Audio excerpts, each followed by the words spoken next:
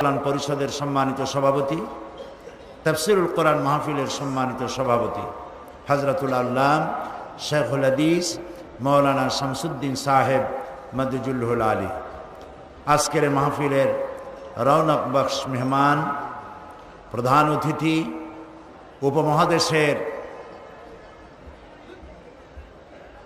অলিউল্লাদের মধ্যে যারা এই উপমহাদেশে দিন প্রচার করেন, শিরক এবং বিদআত মুক্ত হয়ে সেই ফুরফুরার বর্তমান গদ্দেনশীন পীর সাহেব হযরত মাওলানা আবুল আনসার মোহাম্মদ আব্দুল কাহার সিদ্দিকী আল কুরাইশি আতালাল্লাহু উমরাহু ওয়া বারাকাল্লাহু ফি হায়াতি। মঞ্চে আরও উপস্থিত আছেন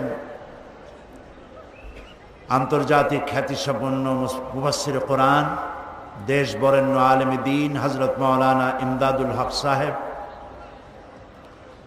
হাজারাত উলামায়ে কেরাম, উপস্থিত চট্টগ্রাম এবং বাংলাদেশের বিভিন্ন জেলা থেকে আগত, পার্শ্ববর্তী দেশ ভারত বার্মা থেকে আগত সম্মানিত ভাইয়েরা, পর্দার আড়ালের মা এবং বোনেরা, সুপ্রিয় সাংবাদিক বৃন্দ, আসসালামু আলাইকুম ওয়া রাহমাতুল্লাহি তাআলা ওয়া বারাকাতুহু।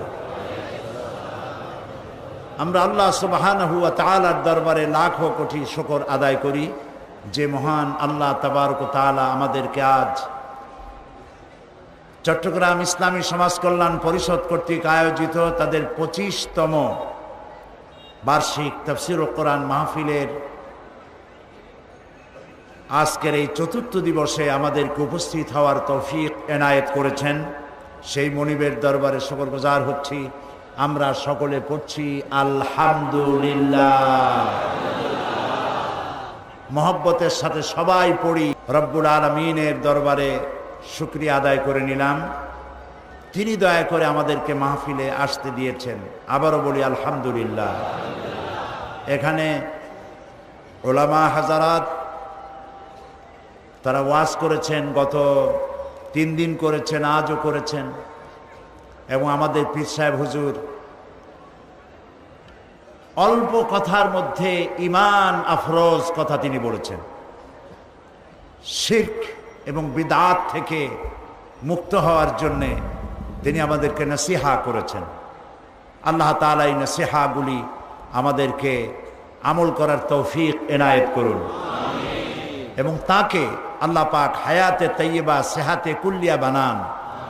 এবং আজকের এই বিশাল তাফসীরুল কোরআন মাহফিল থেকে দিল থেকে দোয়া করি, আমাদের দেশে যত পীর সাহেবান আছেন আল্লাহ তাআলা তাদের সকলকেই শিরক এবং বিদআত মুক্ত হয়ে সহি তাওহীদ এবং সুন্নাহ প্রতিষ্ঠার জন্য জান মাল কোরবানি করার তৌফিক দান করুন। প্রিয় ভাই সব, আমরা গত 3 দিন আলোচনা করেছি কোরআনের। এর আগে তো কথা বলেছি গত 24 বছর এই মঞ্চে। এর আগে তো কথা বলেছি অন্তত 40 বছর পার হয়ে গিয়েছে। ওলামায়ে কেরামরা বলেছেন আমি সকলের মধ্যে ছোট্ট, নগণ্য। লোকেরা আমাকে মুফাসসিরে কোরআন বলে, কিন্তু আমি নিজেকে কোনো মুফাসসিরে কোরআন মনে করি না। আমি মনে করি কোরআন শরীফের তাফসীরের নগণ্য খাদিম, তাফসীরের ছাত্র, কোরআনের ছাত্র। বুঝতে চেষ্টা করি, বুঝাবার চেষ্টা করি। হতে পারে তার মধ্যে কোনো ভুল যদি হয়ে যায়, আমি মানুষ, সেজন্য বিনীতভাবে আল্লাহর কাছে ক্ষমা চাই। এবং ভুল কথা যদি কিছু বলে থাকি, আল্লাহ যেন শ্রোতাদের দিল থেকে, জেহেন থেকে, স্মৃতি থেকে তা যেন মিটায় দেন। আর যে হক কথা যা আল্লাহ বলিয়েছেন তা যেন দয়া করে আমাকে আমল করার তৌফিক আগে দেন, এবং তারপরে যারা শুনেছেন তাদেরকেও যেন আল্লাহ তাআলা আমলের তৌফিক এনায়েত করেন। কিন্তু বলার কোনো শেষ নাই। কোরআন এক বিশাল অতলান্তিক মহাসমুদ্র, আটলান্টিক অথবা প্রশান্ত মহাসাগরের তলদেশ স্পর্শ করা তো মানুষের জন্য অবশ্যই সাধ্যের মধ্যে, কিন্তু কোরআনের তলদেশ স্পর্শ করা মানুষের জন্য দুঃসাধ্য। কিয়ামত পর্যন্ত এটা চলতে থাকবে, এর কোনো শেষ নাই। এবং এই কোরআন সূরা রহমান থেকে আমরা আলোচনা করেছিলাম, নিশ্চয়ই মনে আছে আপনাদের, কি বলেন মনে আছে না? সূরা আর রহমান থেকে আমরা আলোচনা করেছিলাম।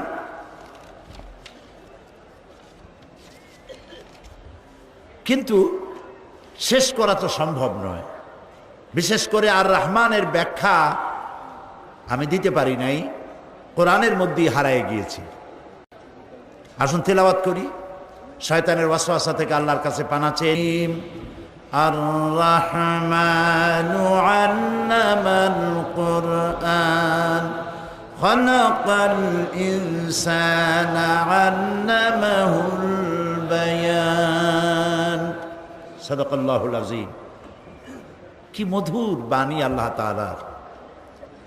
প্রথম তিনি বলেছিলাম যে আল্লাহ তাআলা এই পৃথিবীর মানব গোষ্ঠীকে যত দয়া করেছেন, কোরআন নাজিল করে দিয়ে শ্রেষ্ঠ দয়ার প্রমাণ দিয়েছেন। তার দয়ার, তার অনুগ্রহের শ্রেষ্ঠ প্রমাণ যে কোরআনের মতো একখানা কিতাব তিনি আমাদেরকে দান করেছেন। সুবহানাল্লাহ। যেখানে আল্লাহ তাআলা বলেছেন ওয়া রাহমাতি ওয়াসিআত কুল্লা শাই। আল্লাহ পাক বলছেন আমার রহমত দিয়ে গোটা সৃষ্টি জগৎকে পরিব্যাপ্ত করে রেখেছি, এবং আমার গজব এবং আমার রহমত প্রতিযোগিতা করছিল, সেই প্রতিযোগিতায় গজব হেরে গেছে, রহমত আগে চলে গিয়েছে। তো আল্লাহ তাআলা যে রহমত করেছেন বিশ্ববাসীর জন্য, সেই রহমতের বড় প্রমাণ হচ্ছে কোরআন নাজিল করে দেওয়া। এই রহমানের যে ব্যাখ্যা প্রয়োজন ছিল, প্রয়োজনীয় ব্যাখ্যা দিতে পারিনি, আল্লামাল কোরআনের মধ্যে আমি প্রবেশ করে গিয়েছি। এবং কোরআনে কারীমের আল্লাহ যে কোরআন শিক্ষা দিলেন, সেই কোরআনটা কি? এটা যে তাবিজের কিতাব নয়, এটা যে তদবিরের কিতাব নয়, এর মধ্যে রয়েছে ফৌজদারি দণ্ডবিধি, রয়েছে বিচার ব্যবস্থা, রয়েছে স্ত্রীর হক আদায়ের ব্যাপার, মায়ের হক আদায়ের ব্যাপার, রয়েছে রাষ্ট্রের প্রজাপুঞ্জের হক আদায় করার ব্যাপার, পররাষ্ট্রনীতি, স্বরাষ্ট্রনীতি, যুদ্ধনীতি, বন্দিনীতি, শিক্ষানীতি, রয়েছে অর্থনীতি। কি নাই? তিবিয়ানান লিকুল্লি শাই। আল্লাহ তাআলা সবগুলিকে খুলে খুলে কোরআনে কারীমের মধ্যে বয়ান করে দিয়েছেন। সেগুলি গত 3 দিন আমি আপনাদের সামনে বলেছি। মানে কোরআনের ব্যাপারে কোরআন কি বলে, সেই কথাগুলি আপনাদের সামনে তুলে ধরেছি কোরআনের আয়াত দিয়ে। একটি আয়াতকে বুঝাতে গিয়ে অনেক আয়াত এর সাথে এসেছে, এবং প্রত্যেকটি কথা যুক্তিভিত্তিক, দলিল ভিত্তিক বলতে আমরা চেষ্টা করেছি। আল্লাহর কাছে সাহায্য কামনা করি। ওয়ামা তৌফিকি ইল্লা বিল্লাহ। তিনি তৌফিক দিলেই বলতে পারবো, তা না হলে আমার মধ্যে এমন কোনো ইলম নাই যা দিয়ে আমি আপনাদেরকে বুঝাতে পারি। সুবহানাকা লা ইলমা লানা ইল্লা মা আল্লামতানা আলাইহি তাওয়াক্কালতু ওয়া ইলাইহি উনীব। আল্লাহর কাছে সাহায্য কামনা করি, কারণ আমরা যে কোরআন ঘরে রাখি, আমরা জানি না এই জিনিসটা কি। যদি এরকম এক টুকরা হীরকখণ্ড, ডায়মন্ড, কেউ চেনে না এটা যে ডায়মন্ড, কেউ চেনে না, এমন লোকের কাছে যদি এটা পায়, এর কোনো দাম তার কাছে নাই, এর কোনো মূল্য হবে না। কিন্তু যে চেনে, সে তো এটার জন্য তার বাড়ি ঘর জমি জমা সব বিক্রি করবে, জানটা দিয়ে ওইটাকে নিতে চেষ্টা করবে। যেহেতু এইটাকে কিনতে গেলে, এই ওজনের একটা ডায়মন্ড কিনতে গেলে কয়েক বিলিয়ন ডলারের প্রয়োজন হবে, এই ওজনের একটা ডায়মন্ড কিনতে গেলে। আমাদের ঘরের মধ্যে আল্লাহ রাব্বুল আলামিন ডায়মন্ডের চাইতে, রূপার চাইতে, স্বর্ণের চাইতে, হীরকখণ্ডের চাইতে, আকাশ এবং জমিনের চাইতে সব থেকে মূল্যবান একখানা কিতাব দিয়েছিলেন, যার নাম কোরআন শরীফ। কপাল পোড়া আমরা এই কোরআনকে চিনলাম না, বুঝলাম না, খালি চুমাই খাইলাম, মাথায় লাগালাম, বুঝলাম না কি এর উপরে চুমা খাইলাম, এটা কি। এই কোরআনের কাছে যখন মানুষ আসে বোঝার জন্য, কোরআনের কাছে যখন আসে, কোরআন, আমি কথাগুলি আরো বলেছি, যদি জিরো আসে কোরআন হিরো বানায় দেয়, আর হিরোরা এসে যদি বেয়াদবি করে, আল্লাহ জিরো বানাইয়া জেলখানায় ঢুকায় দেয়। ঠিক না? এ হচ্ছে সেই কোরআন শরীফ। বুঝতে চেষ্টা করি নেই। সবার বাড়ি কোরআন শরীফ আছে। আমি যদি এখন প্রশ্ন করি কার বাড়িতে কোরআন শরীফ নাই, হাত তুলে দেখান। হাত কি উঠবে একখানো? হাত কি একখানো উঠবে? উঠবে না। কিন্তু যদি জিজ্ঞেস করি সূরা ফাতিহার অর্থ কি, কে কে জানেন? হাত তোলেন। হাত কি তখন বেশি উঠবে না কম উঠবে? সেই জন্য হাত উঠাইতে বললাম না। কোরআন এসেছিল বোঝার জন্য, বুঝি নেই। একটুখানি যদি চিন্তা করি যে ওমর রাদিয়াল্লাহু তাআলা আনহু কত বড় জাহিল, কত বড় মূর্খ হইলে পরে আল্লাহর নবীর হত্যা করতে আসছে। আরে সেই হযরত ওমর যখন কোরআন তেলাওয়াত শুনলেন, বিষে ধরলো, এমন ধরলো, আর তার মাকাম আল্লাহ এমন জায়গায় পৌঁছায় দিলেন, নবী করিম সাল্লাল্লাহু আলাইহি ওয়াসাল্লাম বললেন, লা নবিয়্যা বা'দি ওয়ালা রাসূলা, আমার পরে নবীও হবে না, রাসূলও হবে না। তবে একটি কথা আছে, আমার পরে যদি আল্লাহ নবী কাউকে বানাতেন লাকানা ওমর, ওমর নবী হয়ে যাইতেন। সুবহানাল্লাহ কইতে ইচ্ছা করে না? কোথার থেকে কোথায় চলে গেছে। হযরত ওমর রাদিয়াল্লাহু তাআলা আনহুর এই ব্যাপারটি এই মাহফিলে আমি আরো একবার বলেছিলাম, আজকে আবার স্মরণের জন্য বলি। তিনি আমিরুল মুমিনিন, খলিফাতুল মুসলিমিন, দেশ পরিচালনা করছেন, দ্বিতীয় খলিফা। হযরত আলী রাদিয়াল্লাহু তাআলা আনহু তিনি রাতের বেলায় স্বপ্ন দেখছেন যেন তিনি মসজিদে নববীতে নবী করিম সাল্লাল্লাহু আলাইহি ওয়াসাল্লামের পেছনে তার ইমামতিতে নামাজ আদায় করছেন। স্বপ্ন। নবী করিম সাল্লাল্লাহু আলাইহি ওয়াসাল্লাম নামাজ শেষ করে সালাম ফিরিয়ে মুক্তাদির দিকে ফিরে বসেছেন এবং দোয়া পড়তেছেন। হযরত আলী মাসনুন দোয়াগুলি পড়ে বেরিয়ে গেছেন। মসজিদের দরজা থেকে বেরিয়ে গিয়ে দেখেন এক বুড়ি দাঁড়ানো, হাতে একটা পাত্র। বুড়ি কাছে এসে বলছে, আলী আবার ভেতরে যাও, এই পাত্রের মধ্যে যত খোরমা দেখতে পাও এই খোরমাগুলি আমার বাগানের, নতুন বাগান, তুমি একটু ভিতরে নিয়ে যাও। রাসূলুল্লাহকে বলো তিনি যেন নিজে খান আর সাহাবায়ে কেরামদের মধ্যে যেন ভাগ করে দেন। রাসূলুল্লাহ আমার বাগানের খোরমায় হাত দিলে আমার বাগানে খোরমায় আল্লাহ বরকত দিবে। হযরত আলী ভিতরে চলে গেলেন, নবী করিম সাল্লাল্লাহু আলাইহি ওয়াসাল্লামকে ঘটনা শোনালেন। নবী করিম সাল্লাল্লাহু আলাইহি ওয়াসাল্লাম পাত্রের ভেতর থেকে একটি খোরমা তুলে নিয়ে হযরত আলীর মুখের মধ্যে দিয়ে দিলেন। হযরত আলী রাসূলের দেওয়া খোরমা চিবোচ্ছেন, এমন সময় তার কানে মসজিদে নববীর আজানের আওয়াজ চলে গেল, আসসালাতু খায়রুম মিনান নাওম। ঘুম ভেঙে গেল। ঘুম ভেঙেছে ঠিক, কিন্তু হযরত আলীর মুখের ভিতরে রাসূলের দেওয়া খোরমার স্বাদ তখনও ছিল। ওযু করে তড়িঘড়ি করে মসজিদে নববীতে প্রবেশ করে দেখেন ইমামতির জায়গায় কে দাঁড়ানো? হযরত ওমর দাঁড়ানো।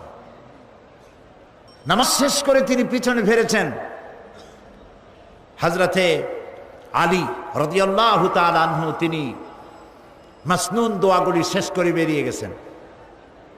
দরজা থেকে বেরিয়ে দেখেন এক বুড়ি, হাতে এক পাত্র। বুড়ি এসে বলছে, আলী আবার ঢোকো ভেতরে, এগুলি আমার বাগানের খোরমা, আমিরুল মুমিনিনকে দাও, তিনি খাবেন এবং সাহাবায়ে কেরামদের মধ্যে দিবেন, আমার নতুন বাগানে খোরমায় আল্লাহ বরকত দিবে।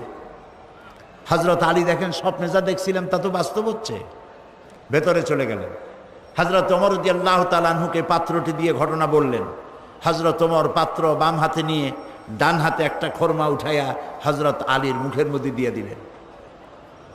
হযরত আলী খোরমা খেতে গিয়ে দেখলেন অন্যান্য খোরমার চাইতে এটা তো স্বাদ খুবই ভালো। তিনি বললেন, ইয়া ওমর জিদনি তামরাতান উখরা, তুমি আমারে আরেকটা খোরমা দাও, খুব মজা লাগতেছে, আমারে যদি দুই একটা বেশি দাও কারো ভাগে কম পড়বে না, পাত্র ভরা খোরমা দাও না একটা বেশি। হযরত ওমর রাদিয়াল্লাহু তাআলা আনহু বললেন, ইয়া আলী লাউ আন্না রাসূলুল্লাহ সাল্লাল্লাহু আলাইহি ওয়াসাল্লাম যাদাক লাজিদনাক। হে আলী, স্বপ্নের ভিতরে রাসূলুল্লাহ যদি তোমার একটার বেশি খোরমা দিতেন, আমিও তোমার একটার বেশি খোরমা দিতাম। হযরত আলীর চোখ এত বড় হয়ে গেছে, কয় কি স্বপ্নে দেখলাম আমি? হযরত আলী বলছেন, ইয়া ওমর আমহিয়া রুইয়া রাআইতাহা আমহিয়া গায়বুন আমিত্তালাত আলাইহি। হে ওমর, এটা কি স্বপ্ন যা তুমি স্বপ্ন দেখে আমাকে বলছো, না গায়েব থেকে তোমাকে জানানো হয়েছে? তুমি কেমনে জানলে যে রাসূলুল্লাহ স্বপ্নে আমার একটা খরমা দিয়েছিলেন? হযরত ওমর রাদিয়াল্লাহু তাআলা আনহু বলছেন, ওয়াল্লাহি মা হিয়া রুইয়া ওয়ালা গায়ব। হে আলী, আল্লাহর কসম, এটা স্বপ্নও নয়, এটা গায়েব থেকেও আমাকে জানানো হয়নি। মূল বিষয়টা হলো ওয়ালাকিন্নাল মুমিনা ইযা আখলাসা কলবাহু ইয়ারা বিনুরিল্লাহ। মূল কথা হলো একটি মানুষ যখন পা থেকে মাথা পর্যন্ত আল্লাহর জন্য হয়ে যায়, তখন সে আল্লাহর সাহায্যই দেখতে পায়। হযরত ওমর রাদিয়াল্লাহু তাআলা আনহু কোথায় ছিলেন আর আল্লাহ তাকে কোথায় উঠায় দিলেন? এই কোরআনের বরকতে। সুবহানাল্লাহ বলুন। এই কোরআনের বরকতে। সেই কোরআন আমাদের প্রত্যেকের ঘরে আছে, কিন্তু কোরআন থেকে কিছুই নিতে পারলাম না। আরে কিছুই নিতে পারলাম না। সম্মানিত ভাইয়েরা, আমি কোরআনে কারীমের এই আলোচনাগুলি গতকাল বা গত 3 দিন কোরআনের ব্যাপারে আল্লাহ কি বলেছেন সেই কথাগুলি আপনাদের সামনে তুলে ধরেছি। আজকে বলবো আল্লাহ তাআলা যে বলছেন, আল্লাহ আল্লামাল কোরআন, আর রহমানু আল্লামাল কোরআন। তিনি দয়াবান, মেহেরবান, যার জন্য তিনি কোরআন তোমাদেরকে শিখাইছেন। সুবহানাল্লাহ। মুহাব্বতের সাথে বলি সুবহানাল্লাহ। তিনি তোমাদেরকে কোরআন শিখিয়েছেন। মহাগ্রন্থ আল কোরআন বিশেষ কোনো জাতি বা গোষ্ঠীর জন্য পৃথিবীতে প্রেরিত হয়নি। কোরআন এসেছে বিশ্বজোড়া মানব মণ্ডলীর জন্য। এর জন্য কোনো যুগ মাহদুদ, যুগের জন্য মাহদুদ নয়, কোনো শতাব্দীর জন্য মাহদুদ নয়, কোনো গোষ্ঠী বর্ণ এদের জন্য মাহদুদ নয়। হুদাল লিন্নাস হাদা বায়ানুল লিন্নাস। এটা এসেছে গোটা পৃথিবীর মানব গোষ্ঠীর জন্য। এই হিসাবে কোরআন সকল যুগেই সকল যুগের মানুষের জন্য আল্লাহ তাআলা সজীবতায় পরিপূর্ণ করে রেখেছেন। নবী করিম সাল্লাল্লাহু আলাইহি সাল্লাম বলেছেন, লা তুহসা আজাইবুহু ওয়ালা তুবলা গারাইবুহু ফিহি মাসাবিহুল হুদা ওয়া মানারিল হিকমা। আল্লাহর নবী বলেন, লা তুহসা আজাইবুহু, এই কোরআনে কারীমের আশ্চর্যকারিতার বিস্ময়কারিতার কোনো শেষ হবে না। কিয়ামত পর্যন্ত কোরআন মানুষের কাছে বিস্ময় হয়ে থাকবে, মহাবিশ্বের মহাবিস্ময় হয়ে থাকবে। ওয়ালা তুবলা গারাইবুহু, আর কোরআন কোনোদিন পুরাতন হবে না, জীর্ণ হবে না। কোনোদিন মানুষের একথা মন বলবে না আর শুনতে ইচ্ছে করে না। হয়েছে কখন আপনাদের? যত তেলাওয়াত হয় কোনোদিন মন বলে যে না আর পারি না, আর সহ্য হয় না, শুনতে পারি না। এই যে সূরা ফাতিহা দিয়ে নামাজ পড়ি, ফরজ, ওয়াজিব, সুন্নত, নফল, যারা 5 ওয়াক্ত নামাজের সাথে নামাজগুলিও যারা পড়েন, তাদের কমসে কম 24 ঘন্টায় 40 বার সূরা ফাতিহা পড়তে হয়, 24 ঘন্টায়। কিন্তু মন কোনোদিন বিরক্ত হয়েছে? বলেন, বিরক্ত হয়েছে? হয়নি। কারণ এটা কার কালাম? আমার আল্লাহর বাণী। সুবহানাল্লাহ বলেন। এটা আমার আল্লাহর বাণী, কোনোদিন পুরাতন হবে না, জীর্ণ হবে না, শুনতে ইচ্ছে করে না, এ ধরনের মনোভাব সৃষ্টি হবে না। সুবহানাল্লাহ। ফিহি মাসাবিহুল হুদা, এটা হচ্ছে হেদায়েতের মশাল। কোরআন হচ্ছে হেদায়েতের মশাল। পীর সাহেব হুজুর খুব সুন্দর কথা বলেছেন। পীর সাহেব যা বললেন সেটাই মানতে হবে, এটি হচ্ছে গোমরাহি। পীর সাহেবের ওই কথাই মানতে হবে যে কথা কোরআন এবং হাদিস অনুযায়ী হয়। এর বাইরে কোনো কথা মানবো না। যা কোরআনে নাই, যা হাদিসে নাই, তা মানি না, মানি না, মানি না। এর নাম ঈমান। এর নাম কি? ঈমান।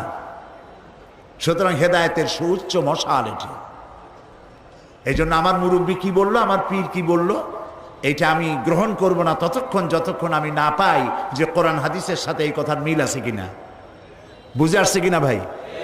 ওয়া মানারিল হিকমা, আর এটা হচ্ছে বিজ্ঞানের সুউচ্চ মশাল। কোরআন বিজ্ঞানের সুউচ্চ মিনার। বিজ্ঞান এর আবিষ্কার যত বাড়বে, মানুষেরা মনে করে কোরআন হয়েছে পুরাণ, আর বিজ্ঞান হচ্ছে মডার্ন, আধুনিক। আমার দৃষ্টিতে, আমার যদ্দূর অবজারভেশন, আমার যদ্দূর রিডিং, পৃথিবী ঘুরে বিজ্ঞান পড়ে বিজ্ঞান জেনে আমার যদ্দূর ধারণা হয়েছে, সেটা হলো এই: বিজ্ঞান যত নতুন নতুন আবিষ্কার করবে, বিজ্ঞান যত নবনব আবিষ্কার দিয়ে পৃথিবীকে চমৎকৃত করবে, ততই বিজ্ঞানীরা কোরআনের সামনে এতিমের মতো, কাঙ্গালের মতো, ভিক্ষুকের মতো দুই হাত পেতে দাঁড়িয়ে থাকবে ইলা ইয়াউমিল কিয়ামা, কিয়ামত পর্যন্ত। কারণ বিজ্ঞানীদের কথার কোনো কথার সাথে কোনো কথার মিল নাই, উল্টাপাল্টা হয়ে যায়, কিন্তু কোরআনের সব কথার মিল আছে। সুবহানাল্লাহ। এই জন্য আল্লাহর নবী বলেছেন, এই কোরআন শুধু মানুষ নয়। আমি যখন জিন সম্প্রদায়ের সামনে যখন আমি কোরআন তেলাওয়াত করেছি, তখন জিন সম্প্রদায় একথা না বলে পারে নাই, ইন্না সামি'না কুরআনান আজাবা, আমরা একটা আশ্চর্য ধরনের কোরআন শুনেছি। কারা বলছে বলুন তো? জিন সম্প্রদায় বলছে, আমরা আশ্চর্য ধরনের কোরআন শুনেছি। ওই সব জিন যাদের বয়স 1000 বছর, 1500, 2000, 2500 বছর বয়স, যারা তাওরাত শুনেছে, জাবুর শুনেছে, ইনজিল শুনেছে, তারা বলছে ইন্না সামি'না কুরআনান আজাবা, আশ্চর্য কোরআন শুনেছি। ইয়াহদি ইলা রুশদি ফাআমান্না বিহ। এ কোরআন যখন শুনলাম, কোরআন এমন কিতাব যে কোরআন যে শোনে, কোরআন তাকে হেদায়েতের রাস্তা দেখায় দেয়। আমরা কোরআন শুনলাম আর ঈমান আনলাম।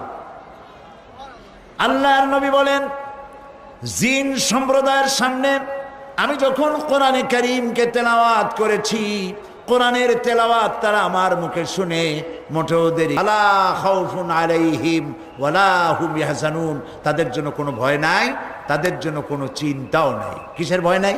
কিসের চিন্তা নাই? কোরআনের আইন যারা মানবে, কোরআনের শাসন যারা মানবে, কোরআনের শাসন ব্যবস্থা সম্পর্কে গতকাল আমি কিছু এখানে আলোচনা করেছি, মনে আছে না ভাই? এই কোরআন আজকে আইনের মাকামে নাই, কোরআন আছে তেলাওয়াতের মাকামে। কোরআন শুধু তেলাওয়াতের জন্য আসে নাই, ইমপ্লিমেন্টের জন্য আসছে। কোরআন প্রয়োগ হবে, কোরআনের আইন দিয়ে দেশ চলবে। যদি কোরআনের আইন দিয়ে দেশ চলে, ফালা খাউফুন আলাইহিম, তোমাদের জন্য কোনো ভয় থাকবে না। কি এর ভয়? মানুষের ভয় হলো চুরির ভয়, ডাকাতির ভয়, জেনার ভয়, হত্যার ভয়, চাঁদাবাজির ভয়, সন্ত্রাসের ভয়, ধর্ষণের ভয়। এই যে ভয়গুলি জাতি, ধর্ম, দলমত নির্বিশেষে আসে, কোরআনের আইন যদি মানো, ফালা খাউফুন আলাইহিম, কোনো ভয় নাই। সুবহানাল্লাহ। ওয়ালা হুম ইয়াহজানুন। আর কোরআনের আইন মেনে যদি চলো, তাহলে কোনো চিন্তাও থাকবে না। কি এর চিন্তা থাকবে না? মানুষের সাধারণত চিন্তা হয় খাওয়া, পড়া, শিক্ষা, চিকিৎসা, বাসস্থান, মানুষের ফান্ডামেন্টাল রাইটস, এই মৌলিক অধিকারের গ্যারান্টি দেয় কোরআন। যদি কোরআনের আইন মানো, দেশে যদি কোরআন দিয়ে দেশ শাসন করা হয়, তাহলে এখানে দুনিয়ায় পাবে শান্তি, আখিরাতে পাবে জাহান্নাম থেকে মুক্তি। এটা হলো পৃথিবীর শান্তি আল্লাহ তাআলা দিবেন যদি কোরআন মানো। আর যদি কোরআন মেনে জীবন চালাও, তাহলে পরকালেও শান্তি আছে। পরকালে কি আছে? এই ব্যাপারে আল্লাহ রাব্বুল আলামিন নবী বলেন, মান ক্বারাআল কুরআনা ফাস্তাজহারাহু ফাহাল্লা হালালাহু ওয়া হাররামা হারামাহু আদখালাহুল্লাহুল জান্নাহ। যে ব্যক্তি কোরআন পড়বে আর কোরআন বুঝে আমল করবে, হালালকে হালাল জেনে চলবে, হারামকে হারাম জেনে চলবে, আর কোরআন প্রতিষ্ঠার আন্দোলনে ঝাঁপিয়ে পড়বে, আল্লাহ রাব্বুল আলামিন বলেন কিয়ামতের দিন আল্লাহর নবী বলেন তাকে আল্লাহ তাআলা জান্নাতে প্রবেশ করাবেন, তার জান্নাত দিবেন এবং তাকে বোনাস দেওয়া হবে। ওয়াশাফাহু ফি আশারাতিন মিন আহলি বাইতিহি কুল্লুহুম কাদ ওয়াজাবাত লাহুন নার। অর্থাৎ তাকে বলা হবে, তুমি একাই জান্নাতে যেও না, তোমার আত্মীয় স্বজনের মধ্য থেকে এমন 10 জন সম্পর্কে আমার কাছে সুপারিশ করো, যেই 10 জনের হিসাবের পরে জাহান্নাম ওয়াজিব হয়ে গিয়েছিল। এমন 10 জনকে তোমার সুপারিশ অনুযায়ী তাদেরকে জাহান্নাম থেকে মুক্ত করে জান্নাতে প্রবেশ করানো হবে। ওয়ামান আমিলা বিহি উজরা ওয়ামান হাকামা বিহি আদালা। আর এই কোরআন থেকে যারা বিচার ফয়সালা করবে, তারাই করবে সঠিক বিচার, সঠিক ফয়সালা। কোরআনের বিচার যদি আমাদের দেশে চালু হতো, সন্ত্রাস বাড়তো না, দুর্নীতি বাড়তো না, জেনাবে বিচার বাড়তো না। কথা ঠিক কিনা বলে? কথা ঠিক কিনা? কোরআনের আল্লাহর বিচারের চাইতে সহি বিশুদ্ধ বিচার কি কারো হতে পারে? পারে না। আমরা এখনো আমাদের দেশে ব্রিটিশের তৈরি করা আইন দিয়ে আমরা আমাদের সেই বিচার পদ্ধতি আমাদের কোর্ট কাছারি আদালতে চালু আছে। এই মানুষের তৈরি করা বিচার ফয়সালাকে তুলে দিয়ে কোরআনের বিচার ফয়সালা প্রতিষ্ঠা যেদিন করা যাবে সেদিনই আসবে মানুষের জন্য প্রকৃতপক্ষের শান্তি এবং কল্যাণ। ওয়ামান দা ইলাইহি হুদিয়া ইলা সিরাতিল মুস্তাকিম। আর এই কোরআনের পথে যে ডাক দেয় সেটাই হলো সঠিক ডাক, এবং সেই পথেই মানুষ যদি চলতে পারে তাহলে সেই পথেই পাবে আল্লাহর কাছে নাজাত। প্রিয় ভাই সব, কোরআনের ব্যাপারে রাসূল করিম সাল্লাল্লাহু আলাইহি সাল্লাম কি বলেন সেটাই আমি বলতেছিলাম। আন ইবনে উমর রাদিয়াল্লাহু তাআলা আনহুমা قال قال رسول الله صلى الله عليه وسلم لا حسد الا على اثنين। হযরত ইবনে উমর রাদিয়াল্লাহু তাআলা আনহু বলছেন, দুই ব্যক্তি ছাড়া কারো সাথে ঈর্ষা করা যায় না, প্রতিযোগিতা করা যায় না। সে দুই ব্যক্তিকে, এক ব্যক্তি হচ্ছে রাজুলুন আতাহুল্লাহুল কুরআনা ফাহুয়া ইয়াকুমু বিহি আনা আল-লাইলি ওয়া আনা আন-নাহার। আল্লাহ যাকে কোরআনের ইলম দিয়েছেন এবং সেই কোরআনের ইলম দিয়ে নিজেকে প্রস্তুত করেছে, এই কোরআনের দাওয়াত মানুষকে দেয় এবং কোরআন প্রতিষ্ঠার আন্দোলনে নিজেকে শরীক করেছে, তার সাথে হাসাদ করা যায় যে আমি ওর মতো হইলাম না কেন, ওর মতো আমার হওয়া উচিত। আরেক ব্যক্তি হচ্ছে ওয়ারাজুলুন আতাহুল্লাহু মালান ফাহুয়া ইউনফিকু মিনহু আনা আল-লাইল ওয়া আনা আন-নাহার। আর যে ব্যক্তিকে আল্লাহ পাক ধন সম্পদ দান করেছেন, এই ধন সম্পদ দিয়ে সে আল্লাহর দ্বীনকে প্রচার করার জন্য আল্লাহর রাস্তায় খরচ করতেছে, তার মতো হওয়ার জন্য প্রতিযোগিতা করা যায়, তার মতো হওয়ার জন্য প্রচেষ্টা করা যায়, হাসাদ করা যায় তার সাথেও।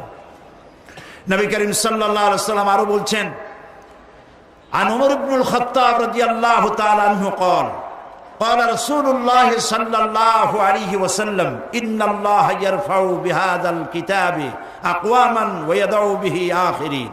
আল্লাহ তাআলা এই কোরআনের কারণেই, এই কোরআন দিয়েই কোন জাতিকে আল্লাহ তাআলা উন্নত করেন, আবার এই কোরআনের কারণেই কাউকে অধপাতিত করেন। এই পৃথিবীতে যারা মুসলমানেরা যখন পৃথিবীতে সুনাম অর্জন করেছিল, পৃথিবীতে যখন তারা মাথা উঁচু করে দাঁড়িয়েছিল, সেটা কোরআনের বরকতেই। আর যখন কোরআন থেকে তারা দূরে সরেছে তখনই তাদের উপরে এসেছে আল্লাহর গজব। এটা ঠিক কিনা বলুন? সুতরাং আমাদের বিজয় নির্ভর করে কোরআন ভিত্তিক জীবন যাপনের উপরে। ইতিহাস সাক্ষী, মুসলমানেরা যতদিন কোরআনের সাথে ছিল আল্লাহ তাদেরকে বিজয় দিয়েছেন, আর কোরআন থেকে দূরে এসেছে তখন থেকে তাদের উপরে আল্লাহর রহমত তাদের উপর থেকে চলে গিয়েছে। আমি গত আগস্ট মাসের প্রথম সপ্তাহে আমার স্পেন সফর ছিল। আমি স্পেনের বহুত ওয়াজ করেছি, কিন্তু স্পেন আমি চোখে দেখি নাই। মুসলমানদের বিজয় যদি কোরআনের উপরে মুসলমানেরা থাকে তাহলে আল্লাহ তাআলা তাদেরকে কিভাবে সাহায্য করেন, আর কোরআন থেকে ইসলাম থেকে সরে গেলে পরে কি বিপদ হয় আমি আমার চোখে দেখে এসেছি। আমি সেই আমার চোখে দেখা স্পেনের ঘটনা আমি আপনাদের সামনে এই সুযোগে বলে নিতে চাই। 711 খ্রিস্টাব্দ থেকে 1492 খ্রিস্টাব্দ পর্যন্ত সুদীর্ঘ 800 বছর আমরা শাসন করেছি স্পেন, পর্তুগাল এবং ফ্রান্স। মুসলমানেরা যখন ভোগবিলাসে মাতোয়ারা হয়ে গেল তখন তারা স্পেন ছাড়তে বাধ্য হলো। মৃত্যু, ধ্বংসস্তূপ এবং ধর্মান্তর হওয়ার শিকার হয়ে গেল তারা। তাদের মসজিদ সমূহ বিরান হয়ে গেল, মসজিদগুলো থিয়েটার হয়ে গেল, শরাবখানায় পরিণত হয়ে গেল। দীর্ঘ 500 বছর পর মুসলমানেরা স্পেন ছাড়ার 500 বছর পর গ্রানাডায় একটি মসজিদ তৈরি করা হলো। সেই মসজিদে মুসলমানদের, স্পেনে মুসলমানদের পরাজয়ের 500 বছর পর প্রথম যে আজান উঠলো যে মসজিদে, সেই মসজিদে আমার দাওয়াত হলো। সেই উপলক্ষে আমি সেখানে গেলাম এবং ইতিহাসের কথা আমার মনে পড়ল। গত আগস্ট মাসের 4 তারিখে ছিল আমার স্পেন সফর। আমরা ইতিহাস থেকে জানি যে 711 খ্রিস্টাব্দে আফ্রিকার বিরাট অঞ্চল দখল করে উমাইয়া শাসকদের প্রধান সেনাপতি তারেক বিন জিয়াদ তিনি ভূমধ্য সাগরের মধ্য দিয়ে পালতোলা জাহাজে পার হয়ে গেলেন, ভূমধ্য সাগর পাড়ি দিয়ে স্পেনের তটরেখায় গিয়ে পৌঁছলেন, যেটাকে বলা হয় জিব্রাল্টার তারা বলে, আসলে নামটা হলো জাবালুত তারেক। আমরা ইতিহাস থেকে জানতে পারি যে নবী করিম সাল্লাল্লাহু আলাইহি ওয়াসাল্লামের ইন্তেকালের 70 বছর যেতে না যেতে মুসা বিন নুসাইর জয় করেন গোটা আরব ভূখণ্ড, এবং মোহাম্মদ বিন কাসিম জয় করেন সিন্ধু, ভারতের সিন্ধু দখল করলেন তিনি। এরপরে কুতাইবা ইবনে মুসা ইবনে মুসলিম তিনি জয় করেন গোটা এশিয়া, এশিয়ার বিস্তীর্ণ অঞ্চল, আরব, এশিয়া, আফ্রিকা এবং ইউরোপের স্পেন পর্যন্ত চলে গেল মুসলমানদের এই বিশাল বাহিনী। প্রিয় ভাই সব, জাবালুত তারেক পার হয়ে উমাইয়াদের সেনাপতি যখন স্পেনে পৌঁছে গেলেন, তিনি সাথীদেরকে বললেন জাহাজগুলো টেনে কুলে উঠাও। জাহাজগুলো টেনে কুলে উঠানো হলো। তার সেই ভাষণ আরবি সাহিত্যে স্বর্ণাক্ষরে লেখা থাকবে। তিনি বললেন, আইয়ুহাল ইখওয়ান আল বাহরু মিন ওয়ারাইকুম ওয়াল আদুবু আমামাকুম ফাইনাল মাফার। জাহাজগুলি তো সব পুড়িয়ে দেওয়া হলো, এখন তোমরা যাবে কোথায়?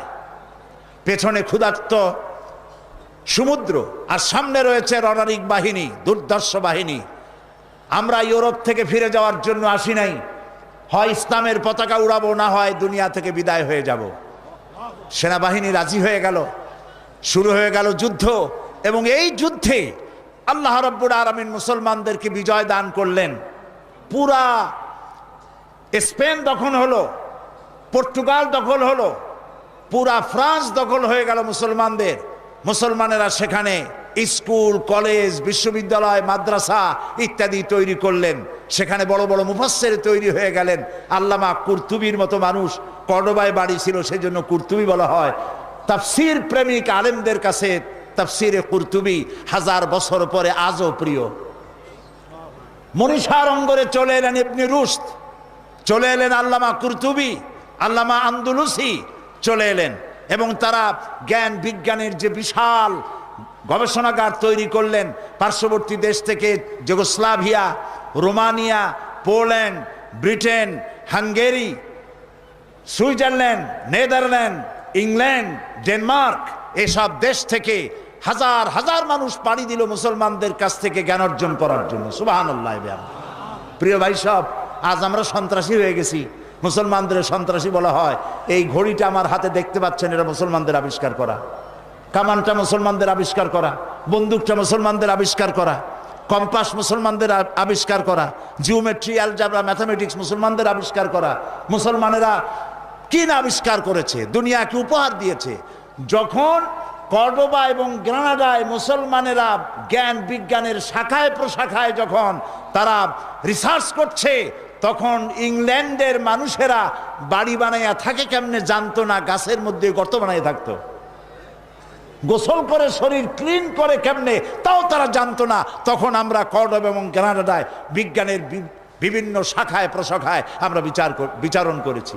আল্লামা ইকবাল এই স্পেনে এসে দুঃখ করে বলেছেন, আয়ে গুলিস্তানে উনলুস वो दिन है याद तुझको, आए गुलिस्तान उंदलुस वो दिन है याद तुझको, था तेरी डालियों में जब आशिया हमारा।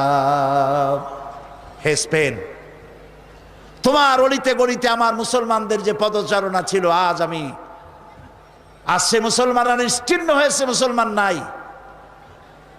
সেইখানে যখন এই জ্ঞানের বিশাল গবেষণাগার তৈরি হলো, তারা পার্ক তৈরি করলো, সুয়ারেজ লাইন তৈরি করলো, ড্রেনেজ করলো, রাস্তা করলো, ফুটপাথ করলো, পৃথিবীর সব থেকে মডার্ন দেশে পরিণত করে দিল। সেইখানে শুরু হয়ে গেল 800 বছর রাজত্ব করার পর গজবটা কেন এলো তাও চোখে দেখে এলাম। তারেক বিন জিয়াদ যে মসজিদ তৈরি করেছেন কর্তুবায়, কর্ডোবা বলা হয় ইংরেজিতে, আরবি নাম কর্তুবা, বিশাল মসজিদ, 1 লক্ষ লোক নামাজ পড়তে পারে সেই মসজিদের মধ্যে। আমি যখন মসজিদের মধ্যে প্রবেশ করলাম আমার সাথীদেরকে নিয়ে, যায় দেখলাম মসজিদের ভেতরে সব মূর্তি দিয়ে ভরা।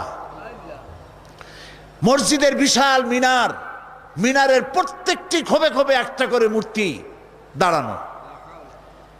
আমার সাথের কিছু লোক নামাজ পড়তে চাইলো মসজিদের ভেতরে, পুলিশ একটি এসে তাকে চেপে ধরলো, বলল ভুলে যাও, এটা তোমাদের মসজিদ ছিল, এটা মসজিদ নয়, এটা গির্জা, এখানে সেজদা দিতে দেওয়া হবে না। বুক ফেটে কান্না আসতে লাগলো। এটা ছিল সেই কর্ডোবার মসজিদ। যখন মুসলমানেরা তাদের যখন পরাজয় এলো, পারস্পরিক সন্দেহ ঘনীভূত হতে লাগলো, একজন আরেকজনকে মানে না, নেতৃত্ব মানে না, ভোগ বিলাসে মাতোয়ারা হয়েছে, বিলাসী হয়েছে, আয়াস হয়েছে। আল্লাহর গজব এসে গেল, শুরু হলো যুদ্ধ। ইসাবেলা 1 এপ্রিল মাসের 1 তারিখে যুদ্ধের ঘোষণা দিলেন। যুদ্ধ শুরু হলো, সমানে মুসলমান মরতে লাগলো। তারা প্রস্তুত ছিল না, সমানে মার যেখানে পায় সেখানে। মুসলমানেরা মার খেতে খেতে হয়রান হয়ে গেল। রানী ইসাবেলার পক্ষ থেকে ঘোষণা করা হলো, কর্ডোবার মসজিদের মধ্যে যারা আশ্রয় নিবে তাদেরকে নিরাপত্তা দেওয়া হবে। নারী এবং শিশুরা তাদের জন্য ভূমধ্য সাগরে সেখানে জাহাজ রাখা হয়েছে, তাদেরকে মরক্কো পাঠিয়ে দেওয়া হবে, তারা যেন জাহাজে আরোহণ করে। জাহাজগুলি ছিল ফুটা, হাজার হাজার মুসলিম নারী আর শিশু গিয়ে জাহাজে উঠলো, জাহাজগুলি ডুবে হাজার হাজার মুসলমান শিশু আর নারী পানিতে তাদের সলিল সমাধি হয়ে গেল। 40,000 লোক পুরুষ ঢুকলো গিয়া কর্ডোবার মসজিদের মধ্যে।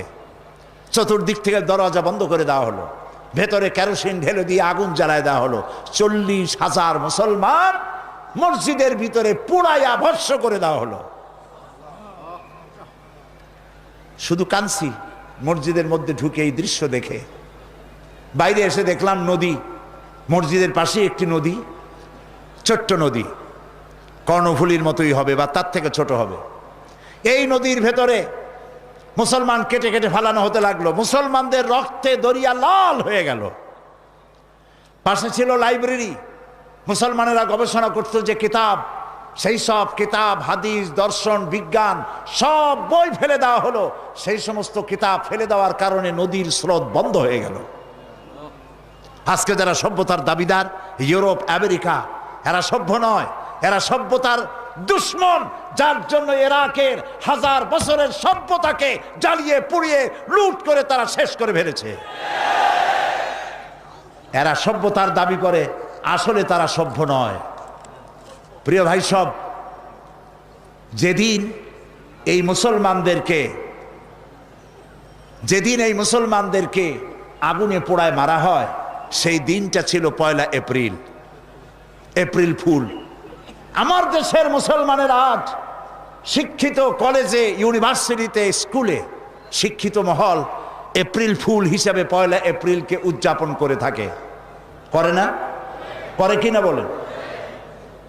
ঘটনাটা এরকম যে এক লোক বাজার দিয়ে আসছে, এসে বলছে, দৌড়াচ্ছে আর বলছে, ভাই মানির মান আল্লাহই রাখে। লোকেরা জিজ্ঞেস করলো, কেন দৌড়াও আর কেমনি মানির মান আল্লাহ রাখলো? কয় যে আমি আর বাবা দুজনে গেছিলাম হাটে, লোকেরা আমার বাপেরে ধরিয়া জুতা দিয়ে এমন পিটাইলো, আমারে কিচ্ছু কয় নাই, মানির মান আল্লাহই রাখে।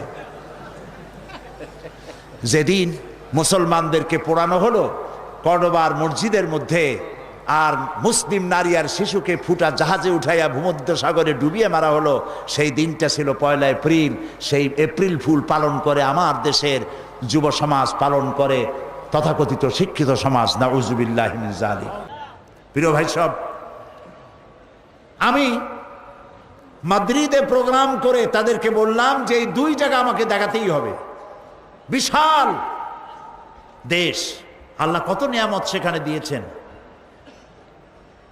645 কিলোমিটার মাদ্রিদ থেকে কর্ডোবা, কর্ডোবা থেকে 280 কিলোমিটার গ্রানাডা, আর গ্রানাডা থেকে 270 কিলোমিটার হচ্ছে মাদ্রিদ। প্রায় 1300 কিলোমিটার জায়গা, ফজর থেকে নিয়ে রাত 12টা পর্যন্ত। আবার রাজধানীতে ফিরে সেই সব জায়গা দেখে এলাম। সেই মসজিদে গেলাম যেই মসজিদে আজান হয়েছে 500 বছর পর। স্পেনের মধ্যে 500 বছরের ভিতরে বাইরে কোনো আজান দেওয়ার আইন ছিল না, বন্ধ করে দেওয়া হয়েছে। মুসলমানেরা সেখানে কেস করলো, বহু মামলা করে 22 বছর মামলা করিয়া একটা ছোট্ট জায়গা পাইলো, তার পাশে আবার একটা বিশাল গির্জা। জানতে পারলাম ওইটা গির্জা না, ওটাও মুসলমানদের তৈরি করা মসজিদ ছিল, সেটারে বানাইছে তারা গির্জা। সমস্ত মসজিদগুলি শরাবখানা, থিয়েটার আর সিনেমায় পরিণত করেছে তারা। 22 বছর মামলা করে একটি ছোট্ট মসজিদ বানালো। সৌদি আরবিয়া এবং ইউনাইটেড আরব আমিরাটস এদেরকে টাকা দিল। 450 কোটি ডলার দিয়ে, 4 কোটি 50 লক্ষ ডলার দিয়ে এই মসজিদটা নির্মাণ হলো। মসজিদে নামাজ পড়তে লোক আসলো মাত্র 1.5 কাতার কি 2 কাতার। শুনলাম আজ আর স্পেনে মুসলমান নাই। প্রায় 5 কোটির মতো লোক বাস করে স্পেনে, সেখানে মুসলমানদের সংখ্যা 25,000-এর মতো, সব বহিরাগত, স্থানীয় মুসলমান কেউ নাই। আর 1 এপ্রিল যখন আসে তখন স্প্যানিশরা লম্বা লম্বা জামা গায়ে দিয়া, মুখে নকল দাড়ি রেখা, মাথায় টুপি আর রুমাল পরিয়া তারা সারা রাত মদ খায় আর নাচে। আজকের এই দিনে আমরা মুসলমানদেরকে তাড়াই দিতে পেরেছিলাম। প্রিয় ভাই সব, আজকে সেই মুসলমানদের যে বিরাট পতন হলো, সেই পতনের কারণ ছিল কোরআন শরীফের দাওয়াত দেওয়া থেকে, তাওহীদের দাওয়াত থেকে তারা নিজেদেরকে দূরে সরিয়ে ফেলেছিল। তারা তাওহীদের দাওয়াত দেয়নি, তারা মানুষকে কোরআনের দিকে আকৃষ্ট করেন এই ক্ষমতার উপরে টিকে থাকার জন্য বিলাসী জীবন যাপন করেছে। আবু আবদেল ছিল তাদের শেষ রাষ্ট্রপ্রধান। যখন যুদ্ধ শুরু হলো সে দৌড়াচ্ছিল, তার মায়ের কাছে গিয়ে কাঁদতেছিল। মা বলল, তোমার বাবারা, তোমার বাপ দাদারা এই দেশ দখল করেছিল বুকের রক্ত দিয়া, আর তুমি বুকের রক্ত দিয়ে এ দেশকে রক্ষা করতে পারলে না। এই নাও আমার হাতের চুরি পরিয়া আফ্রিকার জঙ্গলে গিয়া পালায় যাও। আমার জন্য খুব ভালো হতো যদি তোমার মুখ আমি না দেখতে পারতাম আমার মরার আগে। প্রিয় ভাই সব, এ ছিল মুসলমানদের করুণ ইতিহাস। কিন্তু মুসলমানদের মূল ইতিহাস ছিল যে কোরআন যখন এসেছিল, আল্লাহ তাআলা বলেছেন, قد جاءكم من الله نور وكتاب مبين। আমি আল্লাহর পক্ষ থেকে তোমাদের জন্য এসেছে আলো। আমি তোমাদেরকে একটা আলো দিয়েছি। ওয়া কিতাবুম মুবিন, আর সুস্পষ্ট একখানা কিতাব আমি তোমাদেরকে দিয়েছি। এখন যে আলো দিলাম সে আলোর নাম হলো মুহাম্মদুর রাসূলুল্লাহ সাল্লাল্লাহু আলাইহি ওয়াসাল্লাম। আর কিতাব হচ্ছে এই কোরআন শরীফ। এই দুইটা জিনিস দিলাম। আর নবী করিম সাল্লাল্লাহু আলাইহি ওয়াসাল্লাম যখন ইন্তেকাল করেন তখন তিনি বলে গিয়েছিলেন, তারাকতু ফীকুম আমরাইন, দুটো জিনিস আমি তোমাদের জন্য রেখে গেলাম। একটা হলো কিতাবুল্লাহ, আর একটা কি? রাসূলের সুন্নাত। এই দুটি জিনিস রেখে গেলাম। এই কোরআনকে যদি তোমরা মেনে চলো, এই কোরআনের অনুকরণ যদি করো, তাহলে তোমাদেরকে কেউ গোমরাহ করতে পারবে না। সুতরাং আজকে যদি পৃথিবীতে মুসলমান বেঁচে থাকতে চায়, তাহলে এই কোরআন নিয়ে বাঁচতে হবে। যদি বাঁচতে চায়, কোরআন নিয়ে বাঁচতে হবে। কোরআন ছাড়া মুসলমানদের কোনো অস্তিত্ব থাকবে না। মাছ যেমন পানি ছাড়া বাঁচতে পারে না, মুসলমান তেমন কোরআন ছাড়া বাঁচতে পারে না। কোরআনে কারিমে তাই বলেছেন, আর রহমানু আল্লামাল কোরআন, আমি দয়া করে তোমাদেরকে কোরআন শিখিয়েছি। এই কোরআন দিয়ে নবীজি মানুষ তৈরি করেছিলেন। মক্কি জিন্দেগিতে মানুষ তৈরি করলেন, তৈরি হয়ে গেল হযরত আবু বকর, ওমর, ওসমান, আলী রিদওয়ানুল্লাহ তাআলা আজমাইন। এ ধরনের লোক তৈরি হয়ে গেল। আর এই লোকদেরকে নিয়ে নবীজি মদিনায় প্রবেশ করে একটি রাষ্ট্রের প্রেসিডেন্ট হলেন, রাষ্ট্রপ্রধান হয়ে গেলেন, সংবিধান দিলেন কোরআন দিয়ে। কোরআনের আইন চালু হয়ে গেল। চুরি বন্ধ হলো, ডাকাতি বন্ধ হলো, জেনা বন্ধ হলো, ব্যভিচার বন্ধ হয়ে গেল, প্রতিষ্ঠিত হয়ে গেল আল্লাহর রাজ। যেই রাষ্ট্রের ভিতরে মানুষ কেবলমাত্র আল্লাহর কালেমাকে উচ্চারণ করবে, আল্লাহর চাইতে শক্তিশালী কাউকে মনে করবে না। আজ বলা হয় জনগণ নাকি সকল ক্ষমতার উৎস। শোনেন না আপনারা? শুনেছেন? জনগণ নাকি সকল ক্ষমতার উৎস। আরে মিয়া, তোমরা সকল ক্ষমতার উৎস, যার নাক দিয়ে বাইর হয় ময়লা, পেটের মধ্যে থাকে দুর্গন্ধ, তুমি সব ক্ষমতার উৎস? সকল ক্ষমতার উৎস জনগণ। এই কথা বলা কুফরি, বিশ্বাস করা কবিরা গুনাহ। কারণ সকল ক্ষমতার উৎস কে? বলেন সবাই, আন্নাল কুওয়াতা লিল্লাহি জামিয়া, সমস্ত ক্ষমতার উৎস কে? আল্লাহ সুবহানাহু ওয়া তাআলা। তাই আল্লাহ রাজত্ব কায়েম করার জন্যই কোরআন এসেছে পৃথিবীতে। ইনিল হুকমু ইল্লা লিল্লাহ, আল্লাহ ছাড়া কারো কোনো ক্ষমতা নাই। অথচ আমরা, আমাদের মুসলমানেরা মাথায় টুপি পরে, লম্বা দাড়ি রেখে, লম্বা জামা গায়ে দিয়ে তারা মনে করে পীরের মধ্যে কোনো ক্ষমতা আছে, মাজারের মধ্যে কোনো ক্ষমতা আছে। মাজারের কাছে যায়, পীরের কাছে যায়, আর বলতে থাকে ইয়া খাজা মেরা মতলব কো পুরা কর দে। বলেন নাউজুবিল্লাহ, বলেন নাউজুবিল্লাহ। খাজা আপনার মতলব পুরা করবে কি করে? আর খাজার মতলবই তো পুরো করেছেন আরেকজন, তিনি কে? বলেন কে? সন্তান না হলে পরে এই যে আকীদা, কত কথা আমরা এখানে কোরআন থেকে কত কথা বলেছি। আকীদার দোষ যদি করা না যায়, তাহলে আল্লাহর কাছে কিয়ামতের দিন কোনো নাজাত পাওয়া যাবে না। আজকে মানুষেরা চিন্তা করছে, এই যে পত্র পত্রিকায় প্রায় আসে, অমুক পীরের কাছে যান, অমুক জায়গায় যান, হাত দেখান, আপনার রোগ ভালো হবে, ছেলে মেয়ে হবে। আমি দেখেছি এই যে হযরত বায়জিদ বুস্তামি রহমতুল্লাহ আলাইহের এখানে একটা মাজারের কথা বলা হয়, কিন্তু ইতিহাস বলে না যে এখানে তার মাজার আছে, ঠিক কিনা? এইখানে মুসলমান কোথায় নেমে গেছে যে এইখানে মুসলমানেরা কোরআন যার ঘরে আছে, কোরআন থেকে তাওহীদ শিখলো না, ওখানে গিয়ে কচ্ছপগুলির পায়ে হাত দিয়ে চুমা খায়, কচ্ছপের কদমবুসি করে। এগুলি আমার নিজের চোখে দেখা, আন্দাজে কথা বলি না। গাছে দেখছি, বহুত দূর থেকে একটা গাছ দেখলাম, পুকুরটার পাড়ে একটা কয়েকটা গাছ আছে, একটা গাছে দেখলাম দূরের থেকে অনেক, মনে হলো যে অনেক ফল। ভাবলাম এটা কি গাছ, এত ফল হলো কেমনে? কাছে গিয়ে দেখি ইট পাথর এগুলি সব ঝুলাই রাখছে, অসংখ্য ইট পাথর ঝুলানো। জিজ্ঞেস করলাম এগুলি কি? কয় যে মানুষেরা মানত করে বাঁধে গেছে, বিশেষ করে মেয়ে লোকেরা। কি কিসের মানত? কয় যে এগুলি হচ্ছে এই যাদের বাচ্চা কাচ্চা হয় না, তো তারা এখানে মনে করে যে এই যে একটা ভার জিনিস, পাথর ইট বাঁধে গেলাম, এগুলি যেমন ভার, এটা বাঁধে যাওয়ার পর আস্তে আস্তে পেটের মধ্যে ভার হইতে হইতে বাচ্চা হয়ে যাবে। নাউযুবিল্লাহি মিন যালিক, বলি নাউযুবিল্লাহি মিন যালিক। জেহালাত কাকে বলে? জেহালাত কাকে বলে? পত্রিকায় দেখলাম হযরত শাহজালাল রহমতুল্লাহ আলাইহির মাজারের সব গজাল মাছগুলি মরে গেছে, তাতে নাকি সেখানের কিছু কিছু লোক কান্নায় ভেঙে পড়ছে। কি আশ্চর্য কথা, কি আশ্চর্য কথা! আরে মুসলমান, সন্তান হয় না তো পীর সাহেবকে দিবে? বিশ্বাস করুন, এ কোরআন আমাদের সামনে, বিশ্বাস করুন, কোন মৃত পীর, কোন জীবিত পীর মানুষকে সন্তান দিতে পারে না, পারে না, পারে না। এটা ঈমান হওয়া উচিত। এটা পড়েন, কোরআন শরীফ পড়েন, কলিজা সাফ হবে। বলেন আলহামদুলিল্লাহ। সূরা আলে ইমরান পড়েন, সূরা আলে ইমরান পড়েন, সেখানে দেখুন হযরতে জাকারিয়া আলাইহিস সালাম আল্লাহর কাছে সন্তান চাইছেন। কার কাছে চাইছেন তিনি? কোন খাজা বাবার কাছে গেছে? হযরত ইব্রাহিম আলাইহিস সালাম সন্তান চাইছেন, কার কাছে চেয়েছে? আল্লাহর কাছে চেয়েছে। হযরতে জাকারিয়া আলাইহিস সালাম আল্লাহর কাছে সন্তান কামনা করলেন।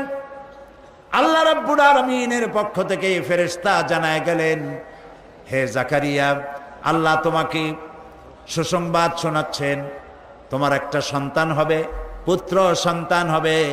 আর সন্তান হওয়ার আগেই আল্লাহ রাব্বুল আলামিন তার নাম রেখে দিয়েছেন ইয়াহইয়া। আছে না কোরআন শরীফে?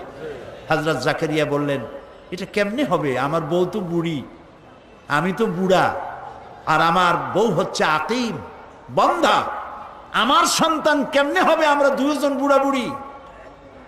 আল্লাহ রাব্বুল আলামিন একটা শব্দ দিয়ে জবাব দিয়েছেন, লম্বা কথা বলেন না, একটা শব্দ বলেছেন, কাযালিক, এইভাবেই হবে যেভাবে আল্লাহ চান। সুবহানাল্লাহ।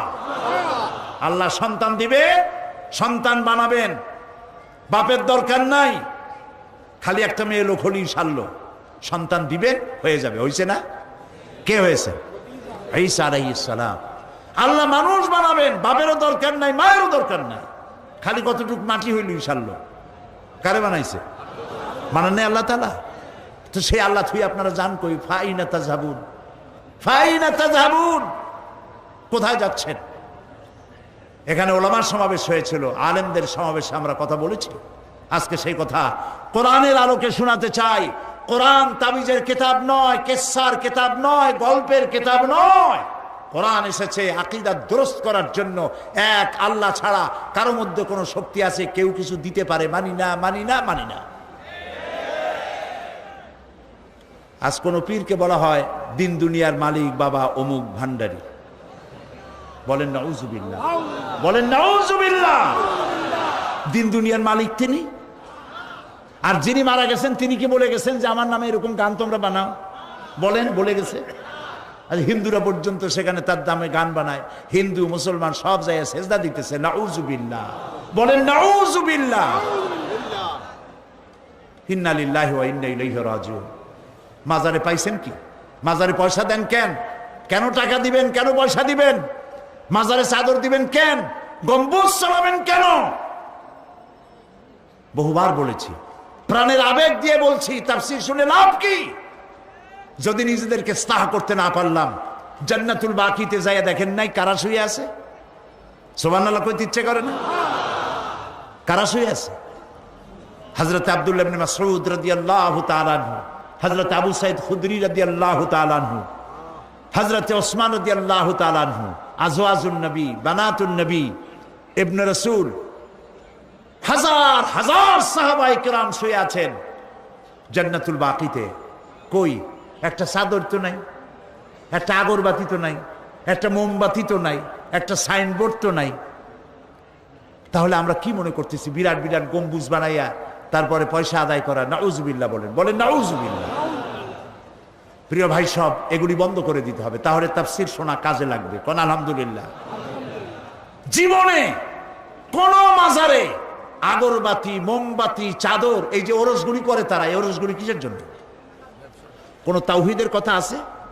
কোরআনের কথা আছে? ওলিউল্লাহদের প্রশংসা ছাড়া আল্লাহর প্রশংসা আছে? ওলিউল্লাহদের প্রশংসা আমার লাভ কি? আমার তো প্রশংসা করতে হবে আমার আল্লাহর। আমি তো সারা জীবন বসে আল্লাহর প্রশংসা করে শেষ করতে পারি না। বলেন আল্লাহু আকবার। প্রশংসা করব কার? আল্লাহ।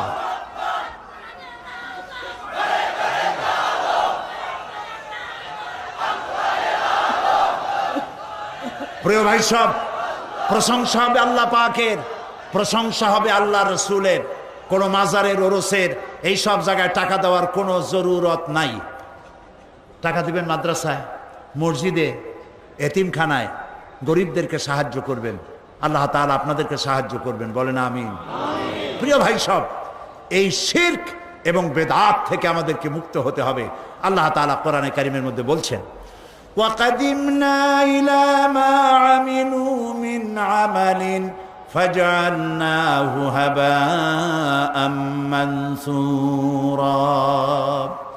কিয়ামতের দিন আল্লাহ তাআলা বলেন, আমি যখন বান্দার আমল নামার দিকে যখন মনোযোগী হব, আর সেই আমল নামার ভিতরে যখন দেখতে পাবো, আমল নামার ভিতরে যখন আমি দেখতে পাবো শিরক মিশ্রিত রয়েছে, শিরক মিশ্রিত যদি দেখতে পাই, ফাজআলনাহু হাবাআম মানসুরা, আমল নামাগুলিকে, তাদের আমলগুলিকে আমি ধুলি কণার মতো করে উড়াইয়া দেব। নামাজ, রোজা, হজ, যাকাত দিয়ে কোনো কাজ হবে না। আমলকে সহি করতে হবে, তাওহীদপন্থী হতে হবে, শিরক এবং বেদাত থেকে বাঁচতে হবে। আমরা কি ওয়াদা করতে পারবো যে জীবনে কোন মাজারে 4 পয়সা সাহায্য করব না? চাদর দেব না, আগরবাতি দেব না, মোমবাতি দেব না, গোলাপ পানি দেব না। কারা কারা রাজি? হাত উঁচু করে দেখান।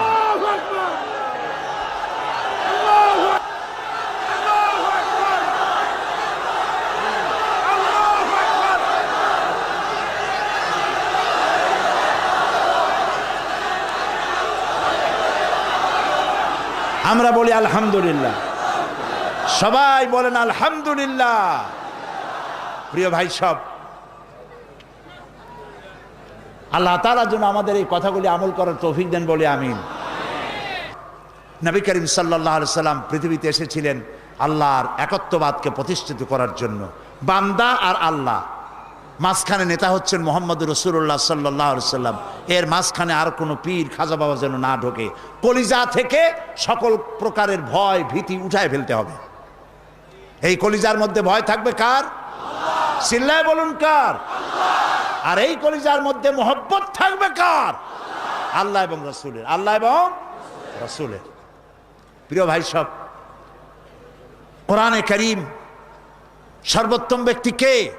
নবী করিম সাল্লাল্লাহু আলাইহি সাল্লাম বলেছেন, খায়রুকুম মান তাআল্লামাল কুরআনা ওয়া আল্লামাহু, তোমাদের মধ্যে উত্তম হচ্ছে সেই ব্যক্তি যে ব্যক্তি নিজে কোরআন শেখে এবং অপরকে শিখায়। কারণ কোরআন হচ্ছে ফুরকান। আল্লাহ তাআলা বলছেন, তাবারাকাল্লাযী নাযালাল ফুরকানা আলা আবদিহি লিয়াকুনা লিল আলামিনা নাযীরা। অতীব বরকতপূর্ণ সেই মহান সত্তা আল্লাহ রাব্বুল আলামিন, যিনি ফুরকান দান করেছেন, আল ফারকু বাইনাল হক ওয়াল বাতিল, এমন কিতাব দান করেছেন যা দিয়ে হক এবং বাতিল, সত্য আর মিথ্যার মধ্যে পার্থক্য সৃষ্টি করা যায়। তার নাম কোরআন শরীফ। কোরআন যদি বুঝতে পারি তাহলে অন্ধকার থেকে আমরা বাঁচতে পারবো। কোরআন যদি বুঝতে পারি জাহালাত থেকে আমরা বাঁচতে পারবো। এই জন্য কোরআন শরীফ ধীরে ধীরে পড়া, বুঝে পড়া এবং সেটাকে আমল করা, এই জন্যই কোরআন নাজিল হয়েছে। নবী করিম সাল্লাল্লাহু আলাইহি সাল্লাম এই কোরআন দিয়ে একটি সমাজ গড়ার জন্য তাকে অনেক পরিশ্রম করতে হয়েছে, রক্ত দিতে হয়েছে, দান মোবারক শহীদ হয়েছে, সাহাবায়ে কেরাম জীবন দিয়েছেন। আর এই কাজে রসুলকে সহযোগিতা করেছেন সব থেকে বেশি যুবকেরা। কারা করেছে বলুন তো? আজকে তাকায় দেখেন আপনার ডানে আর বামে, আপনার ডানে আর বামে তাকায় দেখেন তো কারা কারা বেশি? যুবকেরা বেশি। নবী করিম সাল্লাল্লাহু আলাইহি ওয়াসাল্লাম বলেছেন, উসিকুম বিশ-শাবাবি খায়রা ফাইন্নাহুম আরাক্তু আফইদা লাকাদ বাআসানি আল্লাহু বিল হানিফিয়্যাতি সামহা ফাহালাফানি আশ-শাবাব ওয়া খালাফানি আশ-শুয়ুখ। নবী করিম সাল্লাল্লাহু আলাইহি ওয়াসাল্লাম বলেছেন, উসিকুম বিশ-শাবাবি খায়রা, আমি তোমাদেরকে নসিহত করছি তোমরা যুবকদের ব্যাপারে কল্যাণকামী হবে। কোরআনের ঝান্ডাকে বুলন্দ করার জন্য রক্ত দিতে পারে কারা? বলেন কারা? রসুলের হাদিস, রসুল্লাহ বলছেন যুবকদের ব্যাপারে তোমরা কল্যাণকামী হও। আর আমি পৃথিবীতে এসেছি উদারতা সহকারে, আল্লাহর দ্বীন নিয়ে পৃথিবীতে এসেছি।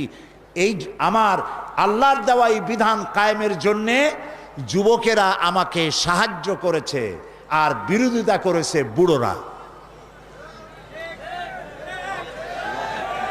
আজকে এ মাহফিলে যারা বৃদ্ধ আছেন তাদের কিন্তু শঙ্কিত হওয়ার বা লজ্জা পাওয়ার কোনো কারণ নেই। আমিও আপনাদের দলে, আমরা ওই যৌবনকাল কাটায় আসছি, ঠিক কিনা? ঠিক কিনা? যৌবনকালটা যদি আল্লাহর জন্য কাটায় আসতে পেরে থাকি তাহলে সেখানে আল্লাহ তাআলা আমাদেরকে অবশ্যই পুরস্কৃত করবেন ইনশাআল্লাহ। বলি ইনশাআল্লাহ।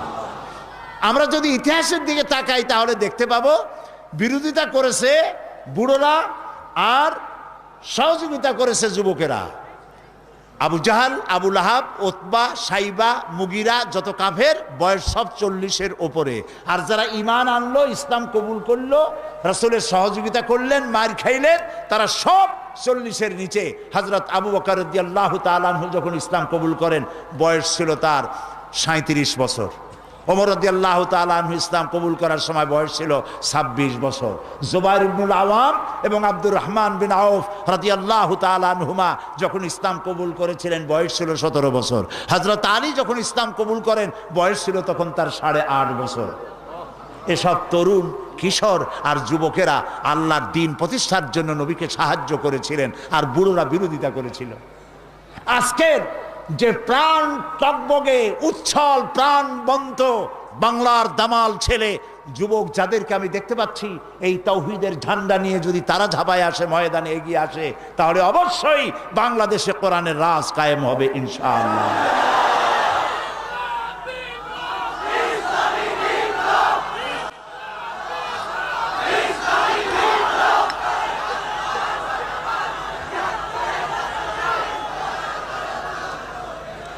প্রিয় ভাই সব, আমরা দেখতে পাই যুবকরা যে সব থেকে বেশি কোরআনের জন্য যারা জীবন দিলেন যুবকরাই তার মধ্যে বেশি ছিল। হযরতে আব্দুল্লাহ, যার নাম ছিল আব্দুল উজ্জা, আব্দুল উজ্জা বয়স ছিল 20 বছর।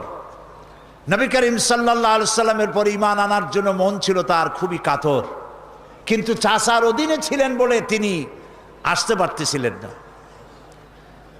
নবী করিম সাল্লাল্লাহু আলাইহি সাল্লাম হিজরত করলেন আব্দুল উজ্জার মন কাঁদতে লাগলো যে ইসলাম কবুল করতে পারলাম না। তিনি চলে গেলেন চাচার কাছে, বললেন, চাচা, মুহাম্মদ সাল্লাল্লাহু আলাইহি সাল্লাম যে আখিরি জামানার পয়গম্বর, সে ব্যাপারে আপনার মত কি? তিনি বললেন, আমারও তো তাই মনে হয়। আচ্ছা, আপনি কি ঈমান আনবেন? কয় না, ঈমান আনবো না। আব্দুল উজ্জা বলল, আমি তো চিন্তা করছিলাম আপনি ঈমান আনবেন, আর তাই দেখে আমি ঈমান আনবো, কিন্তু আমার তো কপাল খারাপ, আপনি ঈমান আনলেন না। তাহলে আপনি সাক্ষী থাকুন, আমি কিন্তু মুসলমান আগেই হয়ে গেছি মনে মনে। আপনারে শুনাইয়া পড়লাম, লা ইলাহা ইল্লাল্লাহু মুহাম্মাদুর রাসূলুল্লাহ। চাচা বলছে, ভাতিজা তুমি কি জানো এটার পরিণতি কি? কয় না, জানি না। কয়টার পরিণতি হলো, তোমার বাড়ি ঘর জায়গা জমিন উট ছাগল যা দিছি সব আমার, এগুলো সব ফেরত দিতে হবে। তিনি বললেন, সব ফেরত দেওয়ার জন্য আমি প্রস্তুত।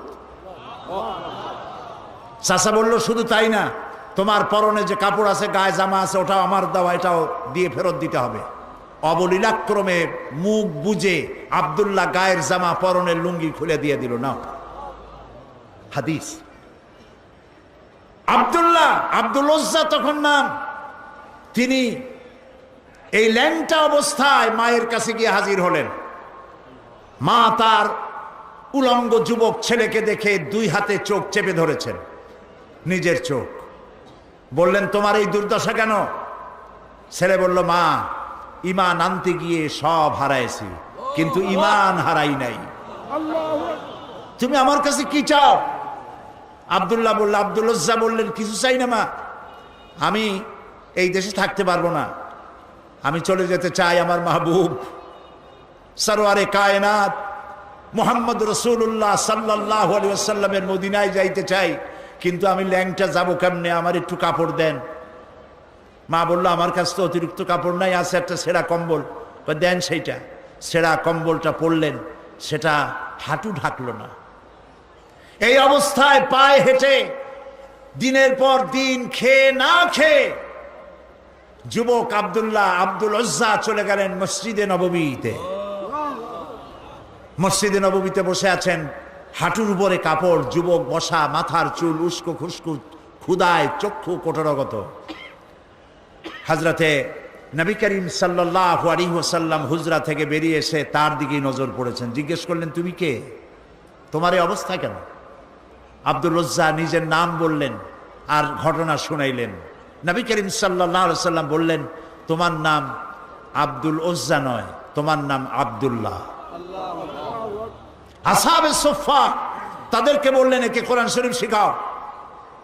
আসহাবে সুফফা তাকে কোরআন শরীফ শিখাইতো, এবং তিনি কোরআন শরীফ চিল্লায় চিল্লায় পড়তেন, জোরে জোরে পড়তেন। আসহাবে সুফফা নবী করিম সাল্লাল্লাহু আলাইহি ওয়াসাল্লামকে অভিযোগ করলেন যে তার চিল্লানির জ্বালায় আমরা ঘুমাইতে পারি না।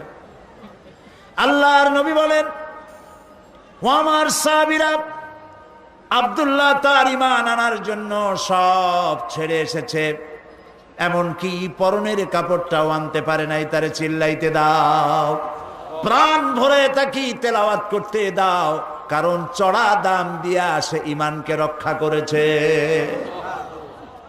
ইত্তাব শরীফ, তাবুকের যুদ্ধ শুরু হয়ে গেল, যুদ্ধের দামামা বেজে উঠল।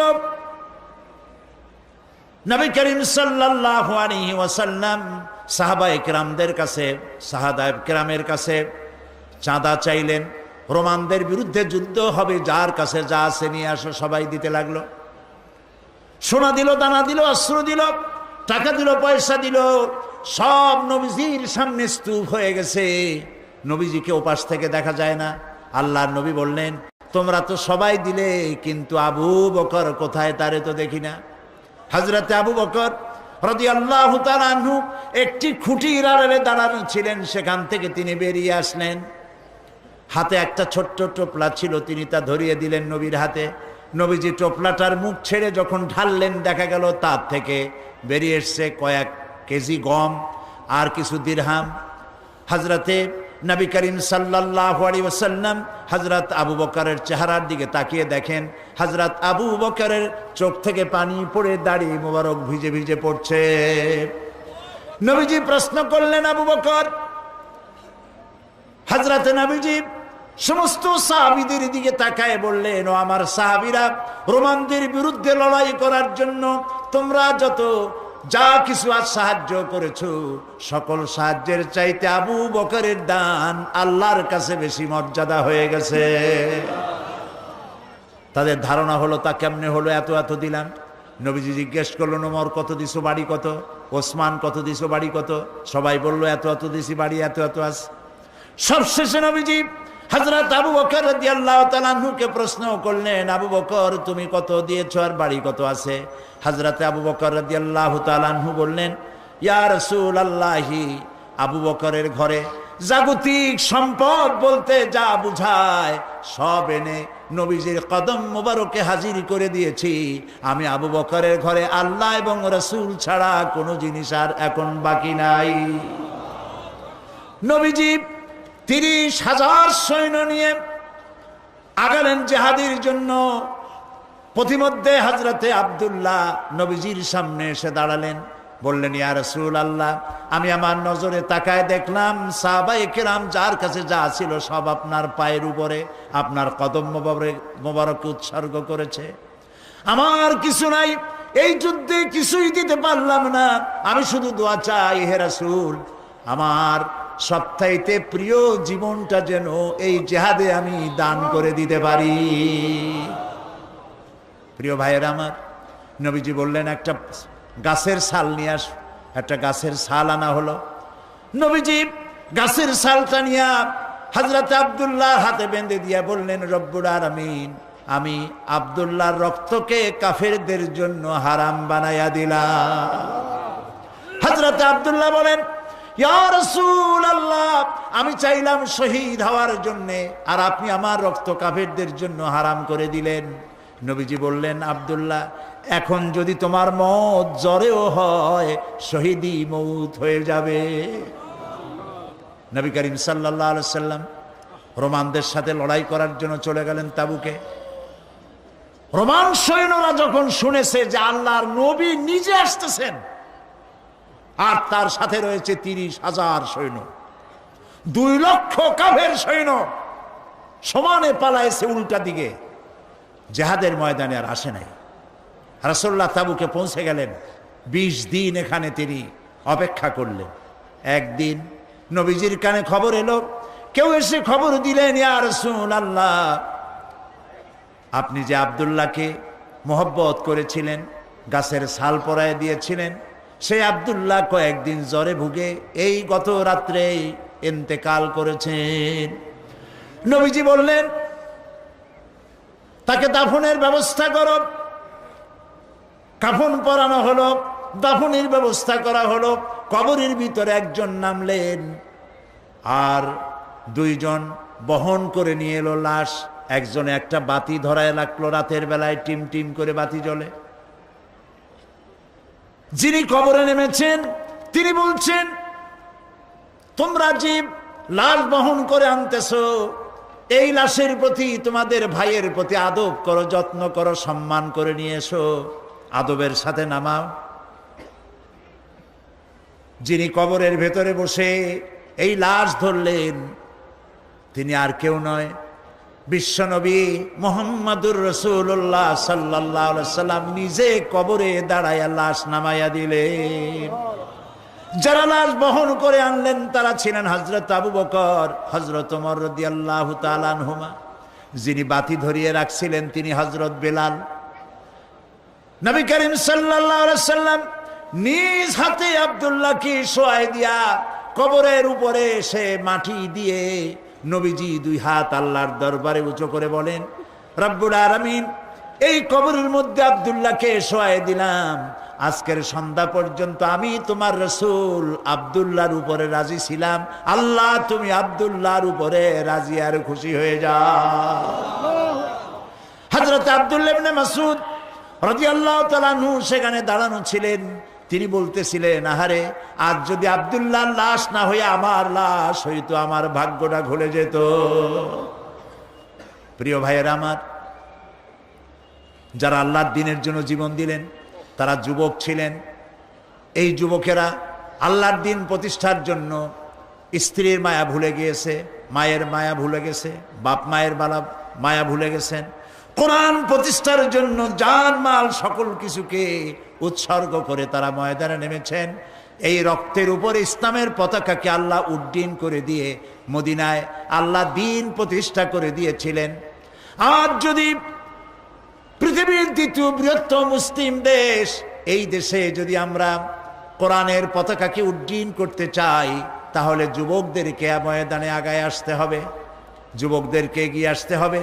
তাওহীদ এবং বেদাত, তাওহীদ এবং তাওহীদকে প্রতিষ্ঠিত করার জন্য শিরক এবং বেদাতকে নির্মূল করে দিয়ে আল্লাহর দ্বীন প্রতিষ্ঠার জন্য আগায় আসতে হবে।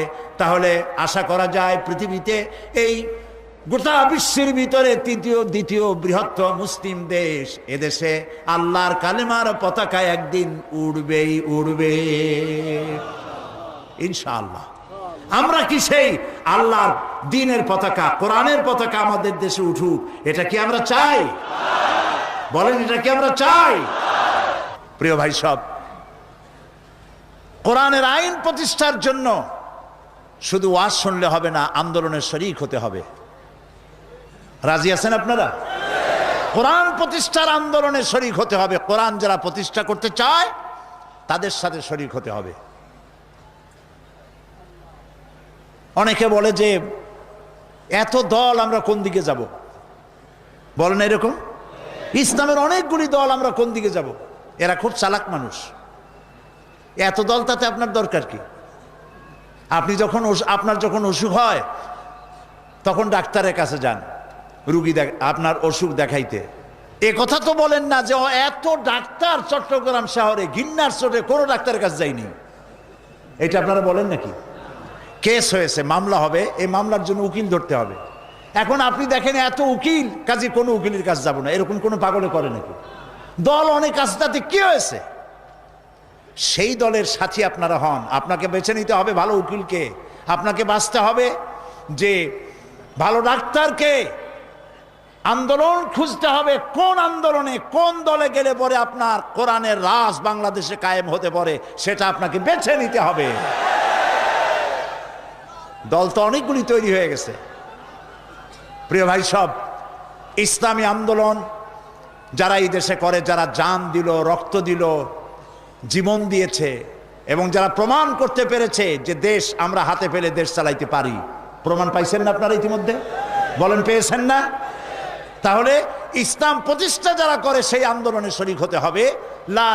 লা ইসলামা ইল্লা বিল জামা, ওয়ালা জামা ইল্লা বিল ইমারা, ওয়ালা ইমারা ইল্লা বিত তাআ। সংগঠন ছাড়া ইসলাম চলতে পারে না। এই জন্য সংগঠনভুক্ত হতে হবে আমাদের সকলকে, আমাদের সকলকে ইসলামী সংগঠনভুক্ত হতে হবে। আল্লাহ যেন আমাদেরকে ইসলামী আন্দোলন করার তৌফিক দান করেন, আমাদের সকলকে যেন দ্বীনি আন্দোলনে শরীক হওয়ার তৌফিক আল্লাহ দান করে দেন। প্রিয় ভাই সব, আমি আপনাদেরকে নিয়ে দোয়া করব, আগামীকাল বিস্তারিত আলোচনা করব ইনশাআল্লাহ। এই জন্য যারা দাঁড়ানো আছেন, দাঁড়ানো ভাইয়েরা বসুন। যত মানুষ এখানে দাঁড়ানো আছেন সব ভাইয়েরা বসে পড়েন, মোনাজাতে শরীক হন, সমস্ত ভাইয়েরা বসুন। আর আজকে কয়জন? 3 জন মুসলমান হতে এসেছেন এখানে, অন্য ধর্ম থেকে ইসলাম কবুল করার জন্য এসেছেন। একজনের নাম হলো চন্দন দে, পিতা শ্রী বাসুদে, গ্রাম সাতপুরা, বোয়ালখালী, চট্টগ্রাম। আরেকজনের নাম রিপন দাস, পিতা সুনীল দাস, মাতার নাম আরতি রানী দাস, হিন্দু, বাড়ি মৌলভীবাজার, আর এখানে থাকে চাঁদগাঁওয়ে, চট্টগ্রাম। আরেকজনের নাম খোকন বণিক, পিতা সত্যরঞ্জন বণিক, দক্ষিণ মাইজদি, ধর্ম হিন্দু, বর্তমান নাম পছন্দ করেছে মোহাম্মদ সলিমুল্লাহ। আর আগে 2 জন চন্দন দে, তার নাম পছন্দ করেছে রিজাউল করিম, আর রিপন দাস, তার নাম পছন্দ করেছে মোহাম্মদ নুরুল ইসলাম। এই 3 জনকে এখন ইসলাম কবুল করানো হচ্ছে।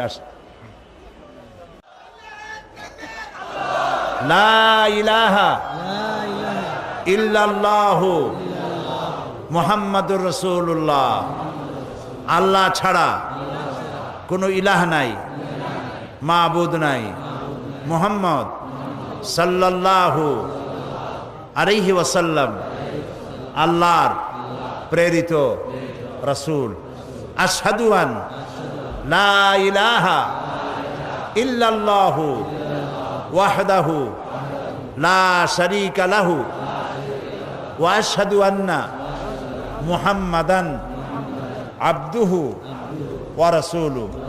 আমি সাক্ষ্য দিচ্ছি আল্লাহ ছাড়া কোনো ইলাহ নাই, মাবুদ নাই, উপাস্য নাই। তিনি এক, তিনি একক, তার কোনো অংশীদার নাই।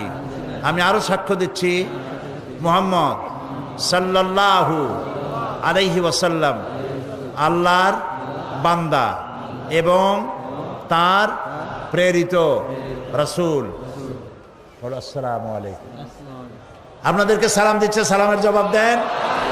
এখন আমাদের এই তিন মুসলিম ভাই, আমাদের তৌহিদপন্থী ভাই, যা এতক্ষণ পর্যন্ত এক মুহূর্ত পর্যন্ত ছিল মুশরিক, এখন আমাদের ভাই কি হলো আমাদের। আর এদের এই কালিমা পড়ার আগ পর্যন্ত যত গুনাহ করেছে সমস্ত গুনাহ খাতা আল্লাহ তাআলা মাফ করে দিয়েছেন। হাদিস অনুযায়ী তারা এখন নিষ্পাপ, মাসুম, বেগুনাহ। এই বিশাল জনসমুদ্রের পক্ষ থেকে ইসলাম কবুল করার জন্য আমি তাদেরকে আলিঙ্গন করি।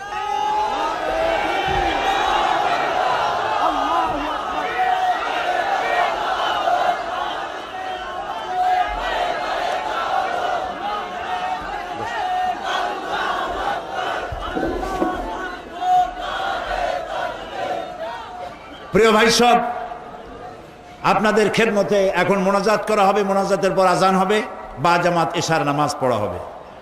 গত কয়েকদিনের মতো আজকেও বলতে চাই যে ঢাকা থেকে এবং চট্টগ্রামের বহু সংখ্যক পুস্তক প্রকাশক এই মাহফিলে এসেছে, তারা তাদের বই বিক্রি করার জন্য। এবং এই সবগুলি বই ইসলামের উপরে, কোরআনের উপরে, হাদিসের উপরে, তাওহীদের উপরে। এই বইগুলি আপনারা যাওয়ার সময় কিনে নিয়ে যাবেন। বিশেষ করে কোরআন আলোচনা এইখানে 5 দিন শুনে কিচ্ছুই বোঝা যাবে না। কোরআন সূরা ফাতিহা থেকে সূরা নাস পর্যন্ত সবটা পড়তে হবে। কোরআন শরীফ অর্থ এবং ব্যাখ্যা সহকারে 30 পারা কোরআন শরীফ অর্থ ব্যাখ্যা সহকারে বুঝে পড়বো। এই ব্যাপারে কি আপনারা আমার সাথে ওয়াদা করতে পারেন? কারা কারা পারেন হাত উঁচু করে দেখান তো। আল্লাহ দেখুক, আল্লাহ দেখুক, হাত নামান, বলেন আলহামদুলিল্লাহ। এই ব্যাপারে অনেক তাফসীর আছে, আমি আপনাদের কাছে বলেছি। অনেক তাফসীর পৃথিবীতে আছে, সব তাফসীরকে আমরা সম্মান করি। কিন্তু বর্তমান বিজ্ঞানের যুগে যে তাফসীর আপনাকে জীবনবোধের সৃষ্টি করবে, ইসলামী আদর্শ শিখাবে, ইসলামী আন্দোলনে শরীক হওয়া ফরজ করে দেবে, যে কোরআন যেই তাফসীর পড়লে ইসলাম এবং কোরআন বোঝা যাবে, তাফসীরের নাম হচ্ছে তাফহিমুল কোরআন। বলেন তো কি নাম? 19 খণ্ড আধুনিক প্রকাশনী থেকে বের করা হয়েছে, মাত্র 1000 টাকায় 19 খণ্ড 1000 টাকায় হাদিয়া দিয়ে দেওয়া হয়। আলহামদুলিল্লাহ বলেন। আর সৈয়দ কুতুব শহীদ রহমতুল্লাহ আলাইহের ফি জিলালিল কোরআন, আমি আগেও বলেছি, সেটিও আপনারা রাখতে পারেন। আর সর্বশেষ আরেকটি বইয়ের কথা গত 2 দিন বলেছি, আজও বলি, এই কারণে যে মোমেন হচ্ছে সেই ব্যক্তি যে ব্যক্তি নিজের জন্য যা ভালো মনে করে অন্যের জন্য তা ভালো মনে করে। সেই জন্য আমি কেন জামাত ইসলামী করি এই প্রশ্ন অনেকের, সেই প্রশ্নের জবাব আমি লিখিত আকারে দিয়েছি। বইটির নাম আমি কেন জামাত ইসলামী করি। খেলাফত এবং মুলুকিয়াত বইয়ের ব্যাপারে যে সব প্রশ্ন আছে, সাহাবীদের নবীদের ব্যাপারে যে সব প্রশ্ন আছে, লম্বা জামা দাড়ি নিয়ে আকীদা নিয়ে যে সমস্ত কথা আছে, সব কথার জবাব আমি এর মধ্যে দিয়েছি।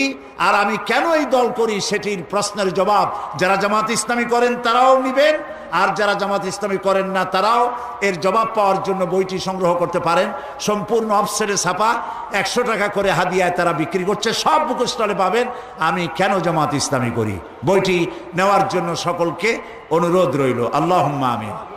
রব্বানা যালামনা أنفسنا وإن لم تغفر لنا وترحمنا لنكونن من الخاسرين ربنا لا تزغ قلوبنا بعد إذ هديتنا وهب لنا من لدنك رحمة إنك أنت الوهاب أي الله تعالى লাখো জনতা নিয়ে তোমার দরবারে হাত তুলেছি, সারা জীবন গুনাহ করে করে জীবনটারে নষ্ট করেছি, দয়া করে মেহেরবানি করে আমাদের জিন্দেগির সকল গুনাহ খাতা মাফ করে দাও রব্বুল আলামিন।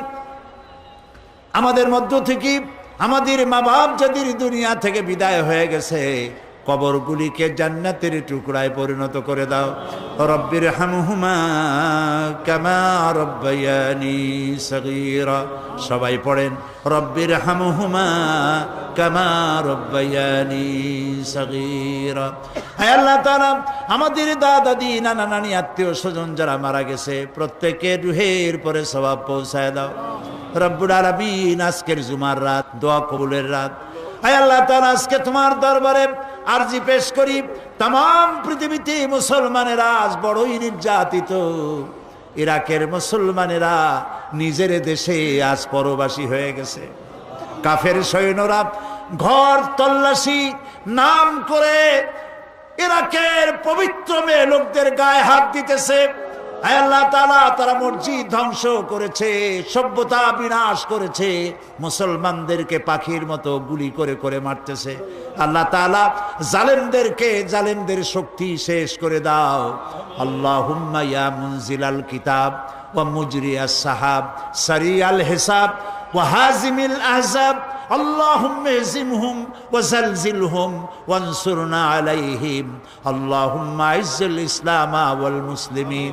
আল্লাহুম্মা আহলিকিল কাফারাতা ওয়াল মুবতাদিআতা ওয়াল ইয়াহুদা ওয়ান নাসারা ওয়াল মুশরিকিন।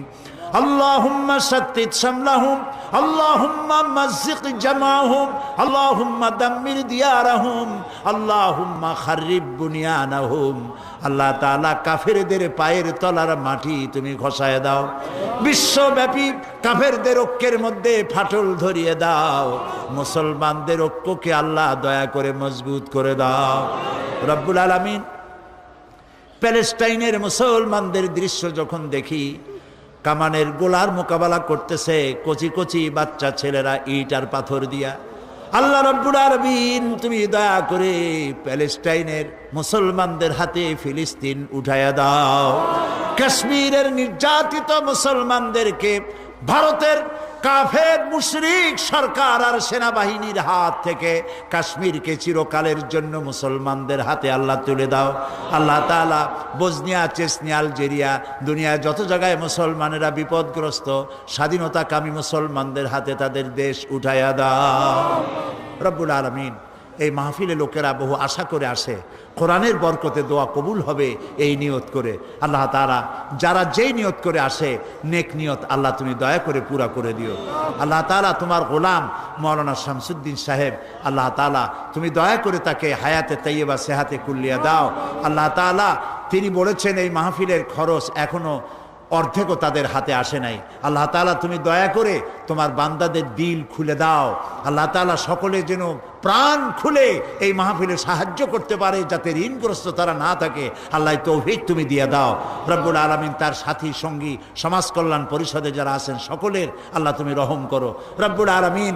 আজকের মাহফিলে যারা এসেছেন কেউ যেন খালি হাতে ফেরত না যায়। আল্লাহ তাআলা, সকলের গুনাহ মাফ করে দাও, সকলের পকেট, সকলের জীবন, সকলের আত্মাকে আল্লাহ ইমান এর রোশনি দিয়া ভরে দাও। আল্লাহ তাআলা, বাংলাদেশের বিভিন্ন জেলা থেকে বহু উলামায়ে কেরাম আসছেন, বহুত আলেমে দ্বীন এসেছেন, বহু লোক এসেছেন দেশ থেকে, দেশের বাইরের থেকে। যারা যেভাবে আসছেন আল্লাহ প্রত্যেকের দিলের নিয়ত পুরা করে দাও। আর একটি দিন মাত্র বাকি আছে এই মাহফিলের। আল্লাহ তুমি সেই মাহফিলে আমাদেরকে বলার তৌফিক দাও, আমাদের মানুষদের শোনার তৌফিক দাও, ভাই বোন এবং মা বোনদেরকে এসে শান্তিপূর্ণভাবে বসে কথা শোনার এবং শেষ মোনাজাত করার তৌফিক দান করে দাও। ربنا تقبل منا إنك أنت السميع العليم وتب علينا إنك أنت التواب الرحيم سبحان ربك رب العزة عما يصفون وسلام على المرسلين والحمد لله رب العالمين واجعل آخر كلامنا عند الموت لا إله إلا الله محمد رسول الله। السلام عليكم।